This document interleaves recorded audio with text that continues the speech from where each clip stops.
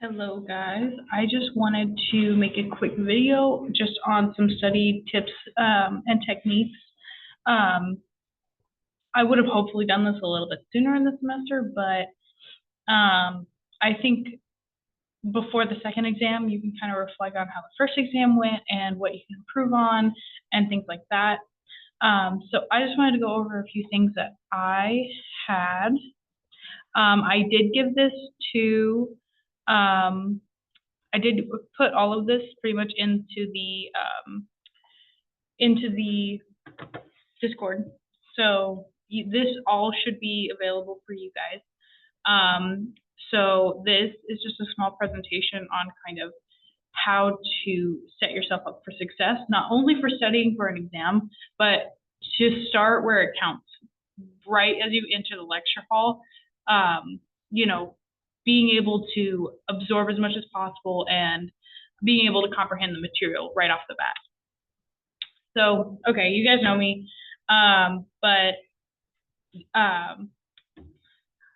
I guess some credentials that might make you trust my words a little bit more is that I have been doing this for 3 semesters now. I am 3 years at BC, almost. I only have 1 more to go to transfer though. It's because I was originally in your shoes. A lot of you guys want to be a nurse. I used to want to be a nurse. I changed it because I wanted to dive a little bit deeper into the science of things. So, all good stuff. So it's been a work in progress, and I've definitely taken a lot of classes, a lot of different material. So I wanted to share my my resources with you guys. So this is just a few core values of mine. And if you don't recognize this man on the screen, it is Sir Darwin. And he is almost the figurehead of biology. So I'm very inspired by him. And one of the phrases that I live by is, well, two, actually I have two, is for Sir Darwin over here is adapt or die. It's a very telling kind of quote. I think that, you really do have to roll the punches. You can't lay down and take them. And I think having that mindset of, whatever happens to me, but I'm going to come out on top is a really powerful mindset. And especially in college, because if you sit down and you blame everybody else but yourself, usually it's not going to end up well for anyone. There's going to be very high burnout with that, because you're going to basically be doing the definition of insanity, which is the same thing over and over again and expecting a different outcome. So that's where you just kind of have to change it up. If you're always doing a hook but somebody's grabbing it, then you got to go with an uppercut or something. That is just personal experience, even outside of college, is that you definitely have to know how to roll with the punches. So I won't dive too deep into that because that turns into a sob story, but that's the key phrase from Sir Darwin. Another one is anyone can learn. My personal favorite Pixar movie is probably Ratatouille. And I think that, it's kind of another mindset thing, is that some people think that right off the bat they can't do it. And it's just like a predestination type of thing where you already think you can't do it, and so you're not going to be able to do it. If you go in with the mindset of I can do it, I'm going to do it, and I will succeed doing it, then you will most likely come out on top. You will most likely succeed in your class. Mindset has a lot to do with everything. So just keep that in mind, because this is also going to be something that follows you when you're getting to your harder classes, because this is not as hard as it gets, trust me. When you get into your second semester nursing program, trust me, it's rough. So you have to be able to have these kinds of mindsets that you can do it. I know it's a pretty, simple thing to think about, but you can do it. You're going to do it. You're going to succeed doing it, and you're going to overcome whatever obstacles come your way. Just thinking like that already sets you up in a good position. So those are just a few mindset things that can happen even before the semester starts. Like I said, the key is mindset. Before the semester, obviously get organized. If you are not already organized, try to keep up these good habits of, making sure that you don't have a million papers stacked on top of each other and now you're frazzled because you're trying to figure out where this paper is. This lab's due. I can't find my notes. I don't know what's going on anymore. That just kind of contributes to the crazy mentality of like everything's on fire. You're like that SpongeBob episode where everything's everywhere and you can't find anything and it's just chaos. If you're organized, it's going to be a lot easier on your end. Organize your time is also important. I make a weekly schedule and I think I have it embedded in here. So if you don't already have it, taking a couple extra minutes to do it might not be the worst idea. You guys probably all start the VARC already. That's great. But I think the key point on this slide is knowing your weakness. For me, I can't read something one time and understand it. So that means that I have to drill it. I think sometimes you guys will hear me say, I had to drill this when I was in class because I didn't understand it. That's because I recognized right away that I didn't understand a concept. So I immediately went back and I said, I need to know this as well as possible, inside out, forward, and backwards. I had to have that mentality in order to make sure that, I'm not just saying it's hard, forget about it. I'm never going to be able to understand it. I had to take a step back and say, okay, I don't understand this, so now I'm going to force myself to, kind of. So knowing your weaknesses is not a bad thing. And that's especially true when it comes to exams.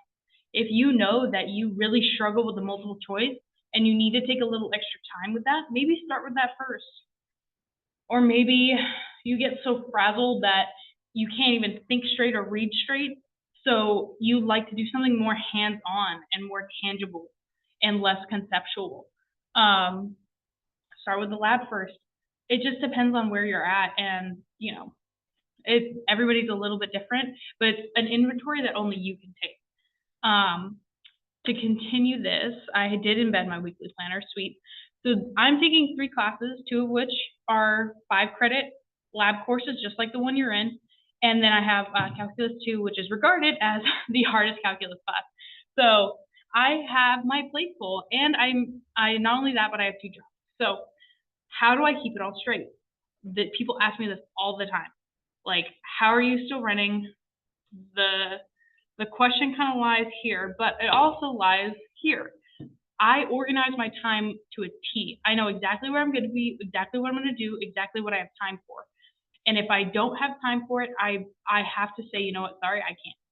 And that sometimes it's turning down, my family is like, oh, do you have time to go out to dinner this weekend? No, I'm sorry, I either have work or I have school. It's kind of one of those things that although it sucks in the short term, in the long run, it's going to be better for your mentality. You're not going to be freaking out. And you can kind of save those things for when you do have a break. So just keeping that in mind is important. So you see how I have these study times embedded here? This has actually changed a little bit because I hammered out my my PAL session time, but this is where the study times are. I'm going to use that later in order to specifically say what I'm studying. So let's say I have a calc exam coming up, which I do. So what I'm going to do is I'm going to say Tuesday from 8 a.m. to 9:30, I'm going to study Calc 2, which I did. I'm going to study and do my homework. Well, what exactly am I going to study? Oh, well, I'm going to study 11.2 and 11.3. Saying something like that, something specific, and then that way you can go down this list and say, I did this, I did this, I did this. And then you cover all of your material and you're able to plan it out. So that's going to be something that you do, throughout the semester. It should be something you've already set up before class. I'm going to talk about what you should do before class, during class, and after class.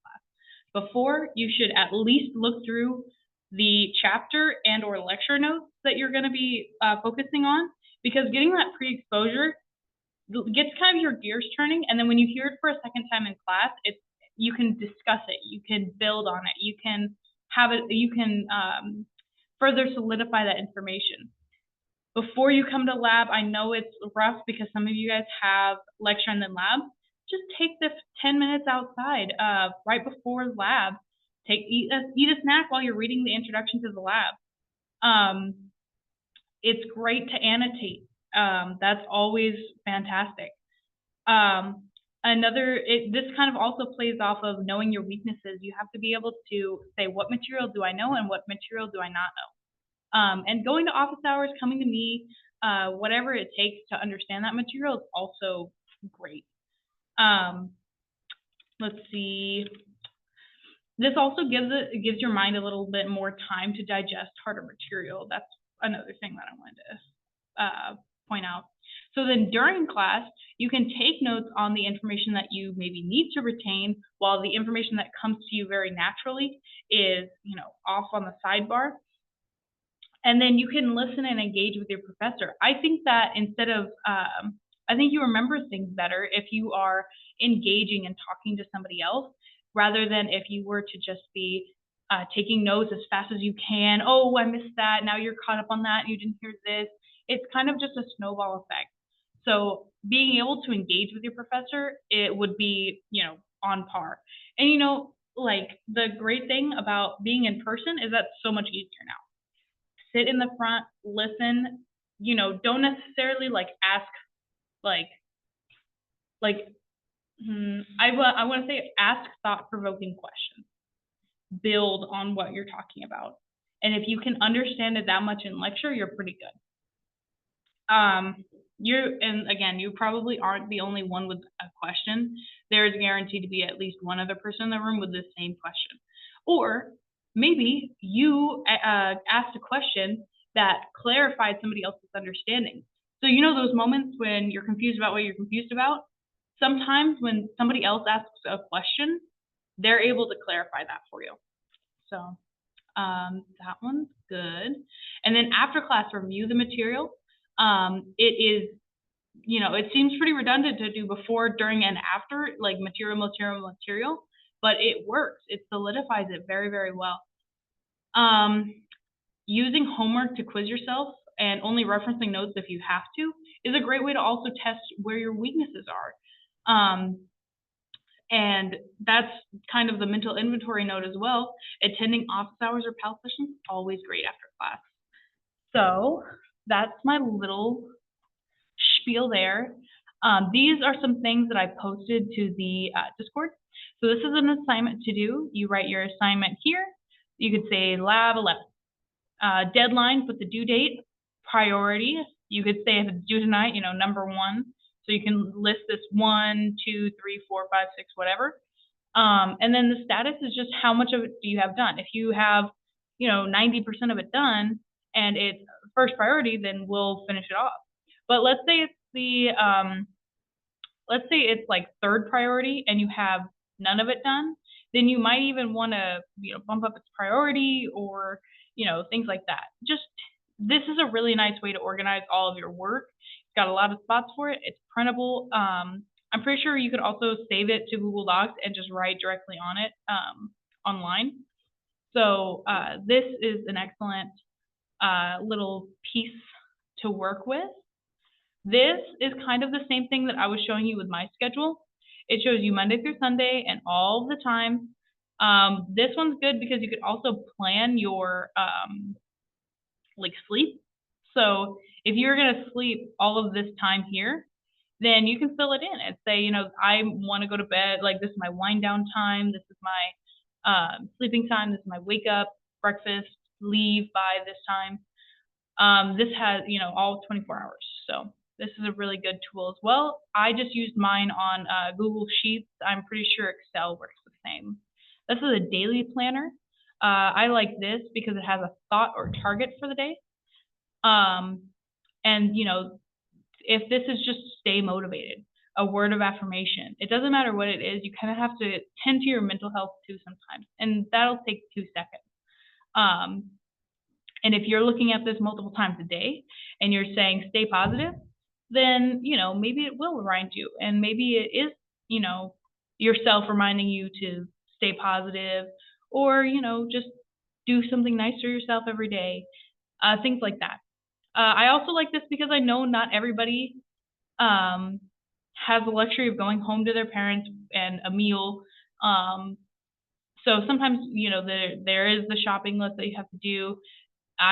Some people are better than me. I can't for the life of me ever pat down an exercise plan. But maybe doing that or like putting your routine in here, breakfast time, lunch, and dinner.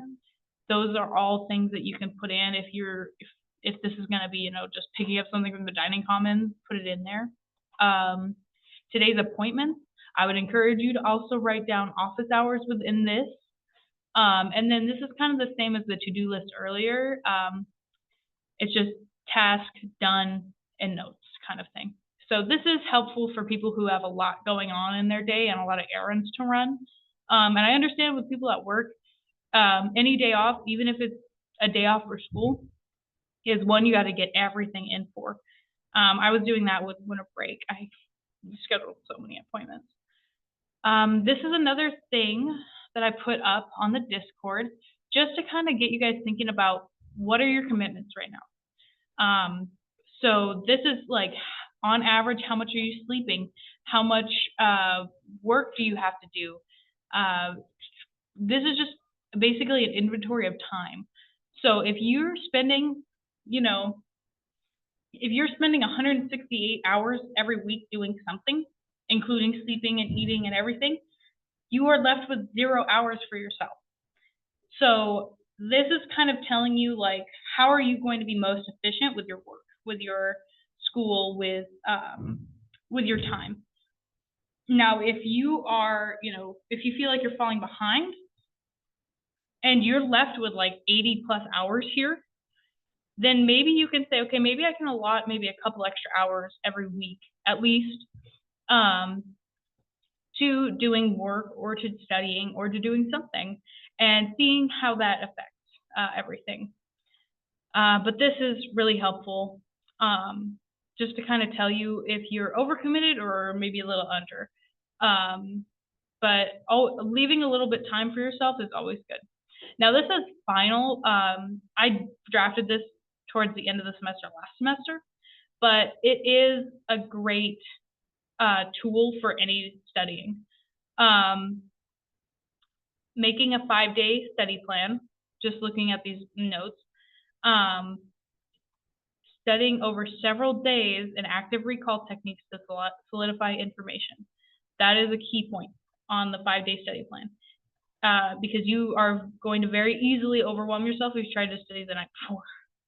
Being specific for when you study. So like I said, Tuesday morning, 9 a.m. to 10 a.m., covering skin infections. You guys will do that later. But for now, you could say covering DNA replication, something like that. And that kind of ties into your schedule as well. Listening to your body and mind. I know this isn't material related, but it is a big section. If you're not in the right mindset, you don't physically feel well, whatever it might be, you are not going to absorb the information you need. I heard a saying a long time ago, and I can never get the correct wording down, but it's basically don't chop down a tree with a dull blade. If you are the blade, you have to make sure that if you're going to be the most efficient, you have to sharpen yourself. You have to say, okay, I need to take time for myself in order to be the best I can so I can do the best I can. I think I did that. I think I reworded that pretty well. But anyways, that is about all I have for studying tips. So feel free to let me know if this helps, if there's anything else you might want me to expand upon. But in general, this is my best advice for studying. You'll also notice me sometimes taking, like out in the hallways, I'll take an Excel marker and I'll write on a whiteboard and outline different chapters and basically only put on the board what I don't know or what I need to brush up on. Or I looked at it and I said, oh, I don't remember what that was. So just doing those things will help a lot. So that is, I think, all I have for that. I hope you guys all have some happy studying, and I will see you guys in class. Bye.